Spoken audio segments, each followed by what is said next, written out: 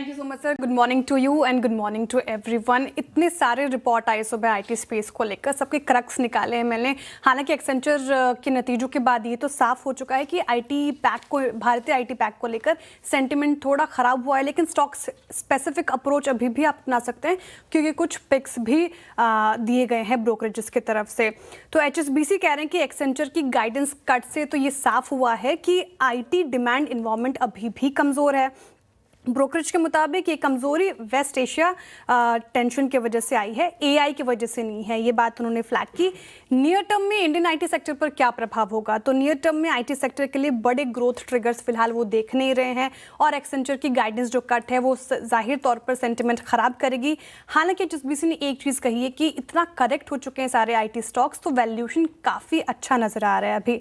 नोमरा ने कहा कि एक्सेंचर ने फाइनेंशियल 26 रेवेन्यू ग्रोथ गाइडेंस जो 3 से 4% की है वो कुछ खास है नहीं, वेस्ट एशिया कॉन्फ्लिक्ट की वजह से हुआ। खासकर ऑटो सेक्टर और कुछ दूसरे कमजोर इंडस्ट्रीज में आईटी स्पेंडिंग जो रिकवरी है वो भी धीमी होगी अब आगे चलकर। हालांकि कुछ नोमुरा की तरफ से पिक्स आए हैं जहां पर आपकी नजरें होनी चाहिए। स्टॉक स्पेसिफिक अप्रोच उन्होंने बोला है आईटी स्पेस में रखना है आपको। तो Infosys large cap IT space से नोमुरा को पसंद आ रहा है और मिड कैप आईटी स्पेस से कोफोर्ज की हमने लगातार चर्चा की है। कल आईटी पैक कमज़ोर था फिर भी कोफोर्ज ऊपर कामकाज कर रहा था। साथ ही ईक्लैक्स आप रख सकते हैं रेडार पर। जेफरीज ने भी कुछ पिक्स बताए हैं जो कि आपको आईटी पैक से रखने चाहिए फोकस में। हालांकि उनका मानना है कि आईटी कंपनी के जो अर्निंग्स है, अर्निंग एस्टिमेट है वो आगे चलकर और घटेगी अब एक्सेंचर के नतीजों के बाद। ग्रोथ के लिए क्या करना होगा अब आईटी पैक को, तो जेफरीज के मुताबिक मर्जर्स एक्विजिशन के मोर्चे पर उनको काम करना होगा, नए क्लाइंट्स जोड़ने होंगे तभी जाके हालात सुधरेंगे। और AI और मैक्रो अनसर्टेनिटी को देखते हुए जेफरीज आईटी पर अभी अंडरवेट स्टैंस ही बना के रखे हैं। हालांकि उन्होंने कहा कि कुछ स्टॉक स्पेसिफिक अप्रोच आप अपना सकते हैं। CLA से थोड़ा पॉजिटिव है। उन्होंने माना है कि लंबी अवधि की नज़र से अगर आप देखें तो तस्वीर ठीक ठाक हो जाएगी, इतना भी कोई ख़राब एक्सेंचर का नतीजे थे नहीं।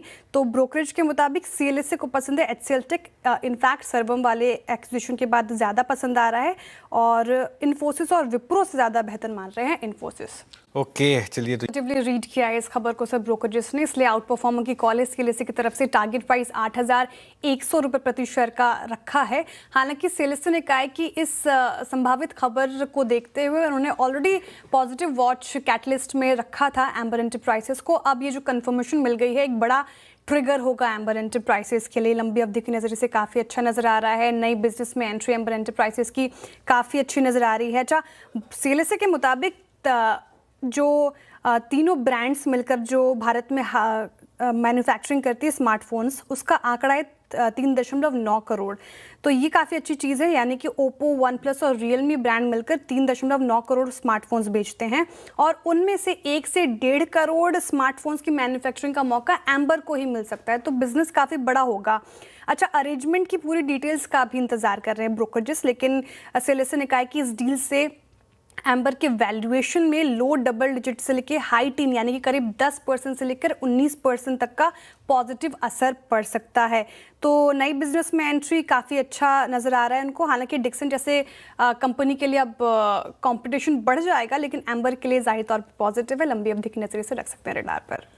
पॉजिटिवली रीड किया है ब्रोकरेजेस ने, इसलिए आपने देखा होगा CLSA ने आउट परफॉर्मर कन्विक्शन लिस्ट में शामिल किया है।